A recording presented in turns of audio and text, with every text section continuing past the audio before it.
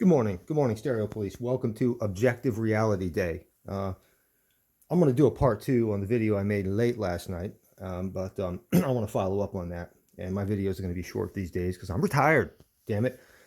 Why do I make these? Why do I make this? Because I saw a video. I saw a Looney Tunes dude, one of these Looney Tunes guys, making a video about power cables and trying to justify. And I went online and I typed in audio power cable and I came up with some that were about $859. Okay, this is a power cable right here. This is an IEC audio power cable. Perfectly sufficient. Very, very good power cable. It does the job, gets the job done. See, it's got a pluggy thing, goes in the wall. Cheek. This goes in the other end.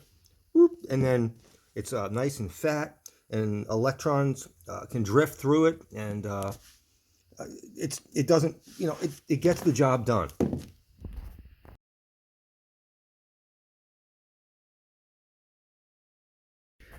So let's begin by talking about what a power cable is. What exactly is it? What is it? Okay, remember, this is Objective Reality Day. Okay? It's not Looney Tunes Day. Dun, dun, dun, dun, dun, dun, dun. Okay, it's Objective Reality Day. So what is it? What is it?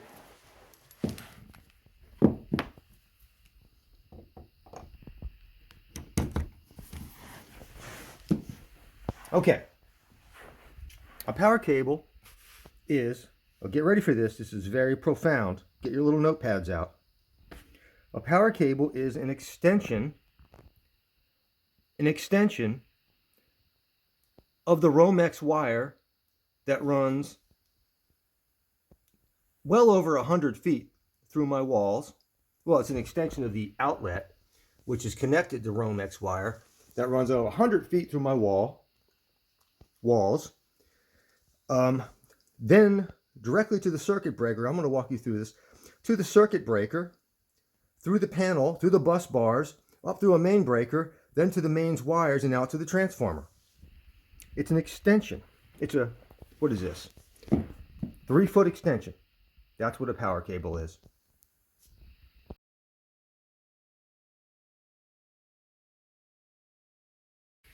So what I hope to explain today, okay, now this is a speaker cable right here. Speaker cable. Not a good one. I've used it, but not a good one. What do I want to explain today? There's a speaker cable. And let's say you're using this speaker cable, and let's say you have no other choice, no other options. You got this speaker cable. This is about, I don't know, 8 feet. And there's the end you're going to hook up to the speaker. Now let's do relative sizes here. So let's say this is the power cable that runs through my walls down. Let's say this goes all the way to the mains transformer. So that could be 1,000 feet out to the transformer. Okay, and relatively speaking, that's the 3 feet right there. All right, that's the 3 feet of the extension. So relatively speaking, this speaker cable, let's say that comes out to the speaker, and I'm going to buy about a 1-inch piece right here, an extension of the speaker cable to attach to my speaker. And I'm going to spend $859 for this 1-inch extension. And that's going to affect the sound. I'm sorry, improve the sound. Now I'm stuck with this cable because I have no choice, in this scenario. But I'm going to buy a 1-inch extension for $859. And that's going to improve the sound. Dun, dun, dun, dun, dun, dun, dun, dun.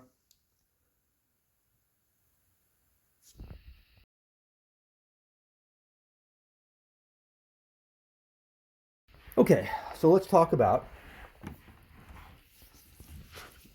this extension right here and what we're stuck with. So, okay, when I plug this into the wall, I'm plugging it into this guy right here. So what are the factors we can't control? Well, unless you're really wealthy and you can do something about it. All right, so it gets plugged into this thing, which is not a very good connection, okay? It's not soldered. It's just a friction connection. Friction.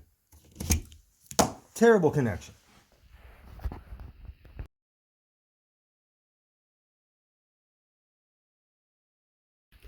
Now, what about the back of this thing? Well, we've got either these little plug-in holes or these screws. And then we have a Romex cable right here. This is your power cable in your house. It's solid wire.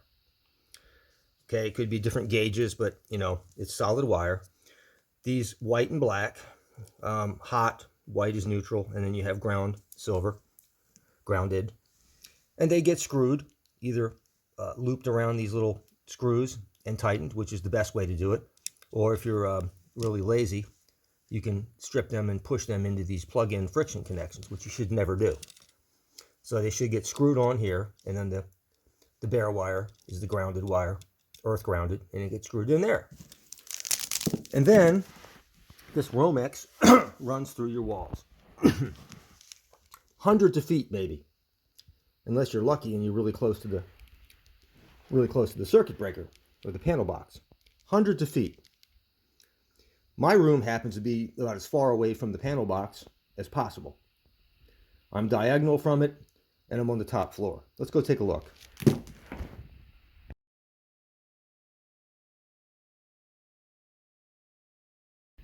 Okay, here's all the Romex of different gauges and such coming in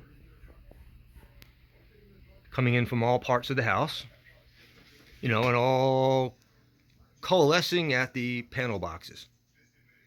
Right there. There they all come. One of those guys is from my audio room, my bedroom.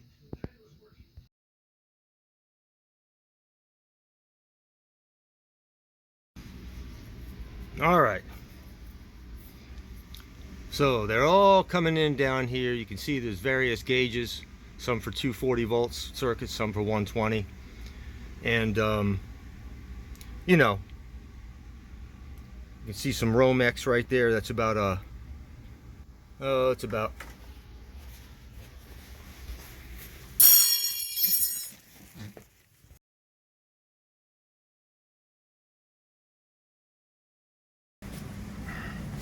let me start over again. Get something different. Okay. All right. You can see some Romex right there. That's there's probably something from my bedroom right there. So there's a hot wire right there. It's black, and it's coming into, oh, that's a 240. Where's a 120? Here's a 120 right there, and that's a 15 amp. So there's a black one right there. Sorry, I'm a little shaky right now. Just a little shaky. So there's a black one coming into a 15 amp. This is probably going to possibly a bedroom. Or so we come from the outlet in the bedroom. We go into a circuit breaker. There's all kinds of circuitry. Circuit breakers are very sophisticated and complicated. There's actually circuitry in here. So it's got to go through the circuit breaker, and look up circuit breakers on the web and find out what's in there. They're very complicated these days. It's very sophisticated. And then from the circuit breaker, this is the hot wire. Okay, the neutral bus bar, the white wire gets attached somewhere else. Can't really see it, and I don't need it's over here. It's over there. So there's the hot wire, and then here's the hot bus bar right there. That's where the actual 120 hot comes from. And then there's the earth ground bus bar too. Okay, the neutral and the it's the same thing. Neutral. Yeah, I won't get into that. All right.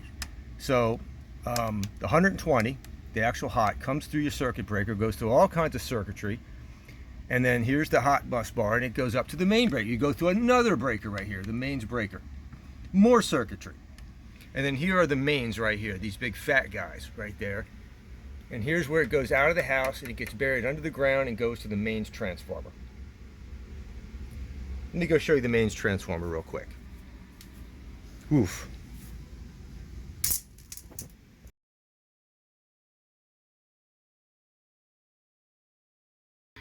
That's what I drive every day. There's my baby, 1985. Not a single computer on it. It'll survive an EMP. Batteries are for toys. All right, hard to see, it's getting overgrown. There's the meter. there's where that mains power sort of comes up. Well, actually it comes up from the transformer to the meter, then back down to my house. But how does it get into the meter? Well,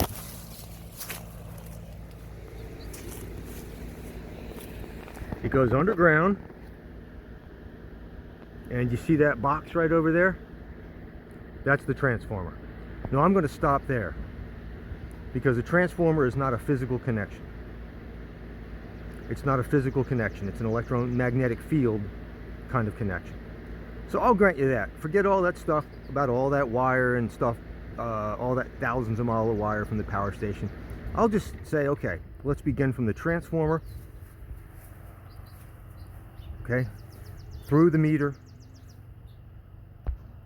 through the circuit panel, through the mains breaker, through the actual 15 or 20 amp circuit breaker, through the Romex, through the connection to the outlet itself, and through the plug-in connection, and then you have your last 3 feet of power cable that we're talking about.